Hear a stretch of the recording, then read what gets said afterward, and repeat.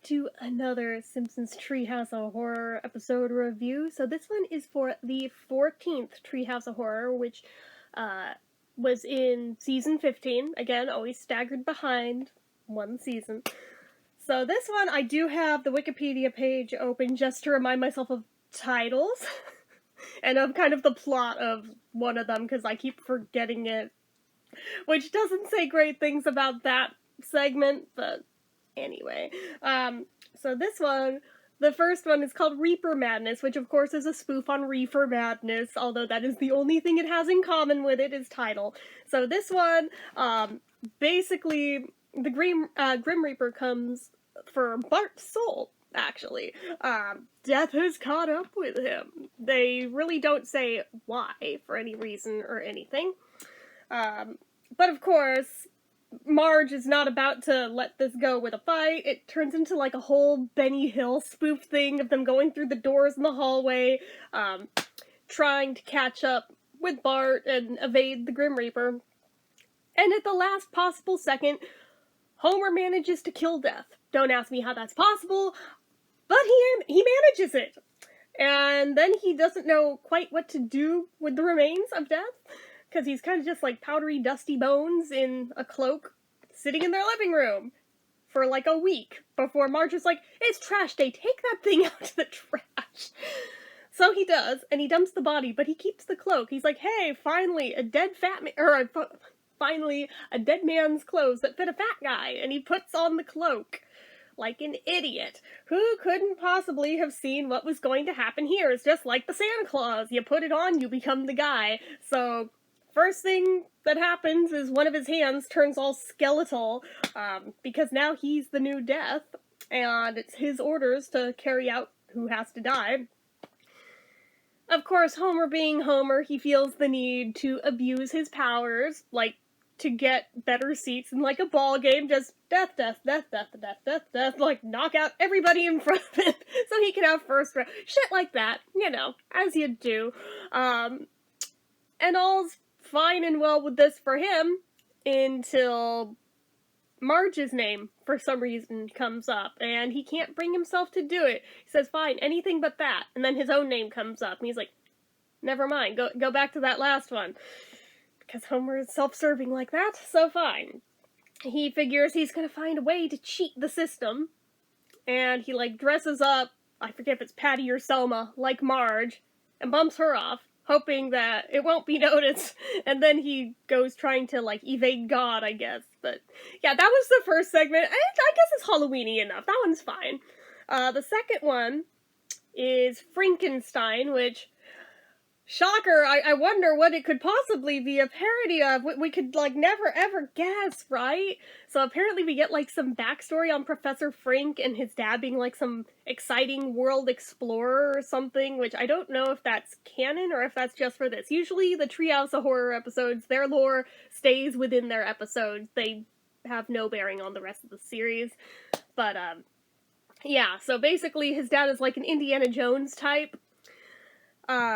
However, his dad died years ago, and he has kept his frozen corpse for ever since, because he couldn't bear to let his dad go. He had intentions of reanimating him one day, until he finally does this. But in doing so, somewhere along the line, he decides being a robot isn't good enough for him, and he starts killing people to, like, swap out their organs for the mechanical parts he has until he'll be all human again. Unfortunately, he becomes a killing machine, and he has to be stopped, and I think, he's somehow fatally wounded by being kicked in the crotch. Don't ask me how that works, but apparently, in this universe, one blow to the balls will kill ya, so. However, he keeps his soul in a box so it can talk to him. Yeah, like I said, the middle story on this one is kind of flimsy. Like, I see what they're going for, but it just, kind of flimsy on this one. So then, the last one is Stop the World, I Wanna Goof Off, which, again, title is a spoof on Stop the World, I Wanna Get Off. So this one, Bart and Milhouse are reading comic books, and they see this ad in like a really old comic book for like this stopwatch that can allegedly stop time. And apparently this was based on a Twilight Zone episode, a kind of stopwatch. But yeah, so this one, they get it. They don't expect it to work, but it does. And anyone who is touching the stopwatch at the time that it's set to stop are able to, like, stay fully mobile and everything. It's just everything else around them stops. So, of course, they're wreaking havoc on the entire damn town with this in, like, no time flat. Until, like, there's a town meeting, like a town hall meeting, that they have to figure out who is doing this and stop them. And eventually there's an angry mob after Milhouse and Bart. But they, again, keep, like, hitting the stopwatch. And they, like, set up, not Ralph, but, oh, what's his face? The smart kid that's always in competition with Lisa. Yeah, they let him take the fall for this. Unfortunately, they break the stopwatch. So that kind of sucks. But yeah, that's a whole thing. I'm like checking the page because I'm like, how did this one end again? Did it just end with that?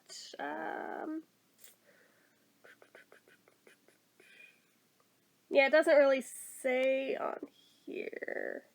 Oh wait, for a time they have some fun with the entire... Okay, I'll just read the last paragraph of it because I'm like, how did the episode end again? Because like I remember all of it up until the ending, and it's like, I just watched this a few days ago. How am I already blanking on it? But for a time they have some fun with the entire world, such as giving the Pope a wedgie and punching Oscar De La Hoya in the stomach. But it's soon become bored. They find an 8-hour-long watch repair manual. Aha!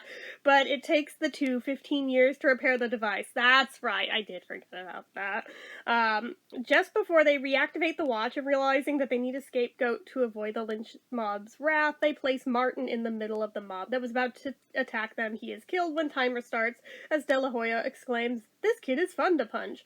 Later, Lisa makes light of the fact that Bart is much older and asks to play with the watch. She finds a secondary function that changes reality, altering the family in many ways, including causing them to switch genders and become bobbleheads, TV guides, and the Fantastic Four.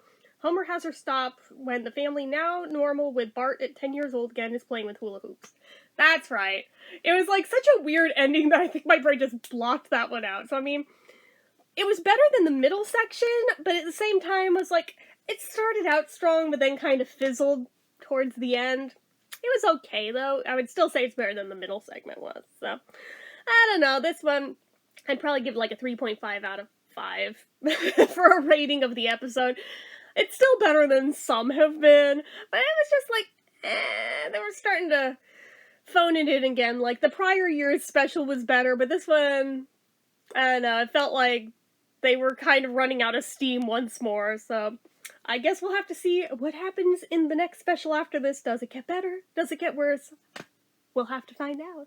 So tune back in tomorrow to find out what goes on in the next one. So anyway, that is it for this one, guys. So as usual, you know what to do. If you like this video, go ahead and give it a like. If you're not already and you'd like to be, click subscribe. Hit that notification bell icon so you never miss an upload. Leave comments down below. Make sure you're following my social media accounts, my Facebook fan page, my Twitter, my Instagram, my eBay, my Reddits, everything and more. It's all down below. And if you like what I do here on this channel and you'd like to help support it, the donation link, as always, is down in the description. Anyway, guys, till next time, see ya.